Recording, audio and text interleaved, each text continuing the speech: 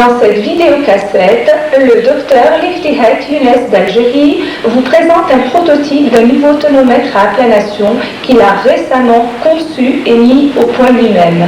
Dans les images qui vont suivre, il vous relate ses premiers résultats cliniques. Nous avons conçu et mis au point le nouveau tonomètre à aplanation que voici, qui complète la gamme des appareils déjà existants et notamment les deux principalement connus, celui de Maklakoff qui date de 1885 et celui de Goldman qui date de 1954. D'une étude comparative avec le tonomètre de Goldman se dégagent nos premières impressions.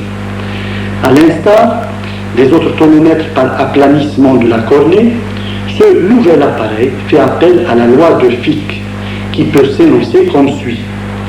La pression qui règne dans une sphère remplie de fluide, limitée par une membrane infiniment mince, peut être mesurée par une contre-pression externe suffisante pour transformer une portion de la sphère en un plan. Cette loi s'exprime par l'équation suivante: P comme pressure égale W comme weight, le poids, divisé par A, area, comme surface. À partir de cette équation, nous avons établi une échelle tonométrique. Cette échelle tonométrique, chiffrée directement millimètre de mercure, se présente sous forme de deux réticules perpendiculaires. Notre appareil est constitué d'un boîtier parallélépipédique contenant une sorte de balance romaine placée à la verticale, un cône transparent avec échelle tonométrique et un poids à distance permettant au cône d'aplanir la cornée avec une force constante. Notre nouveau tonomètre est placé sur le chariot du biomicroscope.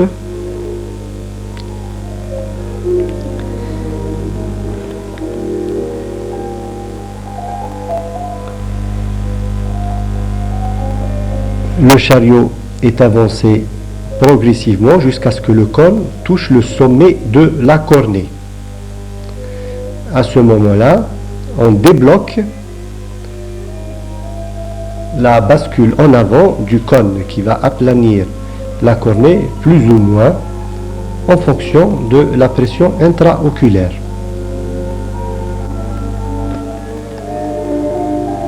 L'appréciation de la zone aplanie à travers le cône, grâce au biomicroscope, va permettre la prise de tonus oculaire facilement et rapidement.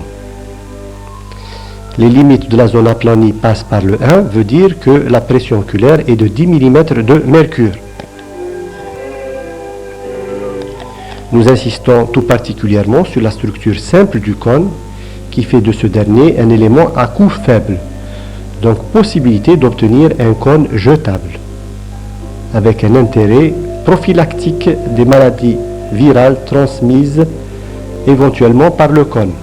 On peut également faire appel au mini-préservatif, donc on utilise soit le cône jetable, soit le mini-préservatif. La désinfection chimique du cône classique est justifiée en ce sens que les larmes et les sécrétions conjonctivales peuvent contenir différentes variétés de virus.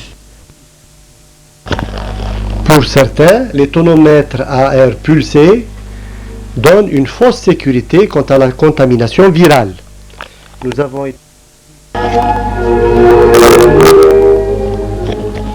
avons été tentés par une étude comparative avec le tonomètre de Goldman.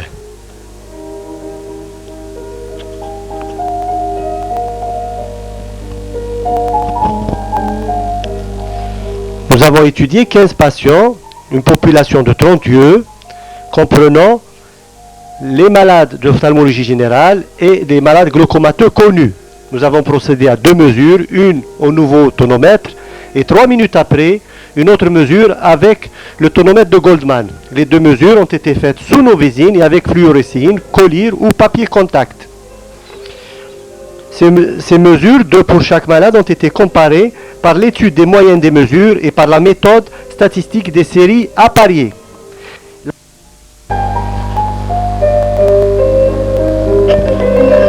La moyenne que nous avons obtenue avec le nouveau tonomètre est de 15,33 mm de mercure.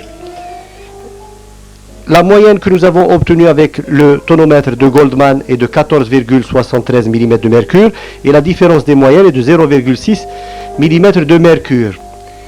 De l'étude au testé de Student découle une évaluation du seuil de signification inférieur à 5%. En conclusion, nous dirons que le tonomètre du Dr Liftihat Younes, complétant la gamme des appareils déjà existants, permet d'une part de prendre rapidement et sans peine le tonus oculaire et d'autre part de régler le problème de la stérilisation du cône en faisant appel soit au cône stérile jetable, soit à son cache à usage unique, contribuant ainsi à la prophylaxie des maladies infectieuses transmissibles. En définitive, ce nouveau tonomètre nous a paru fiable.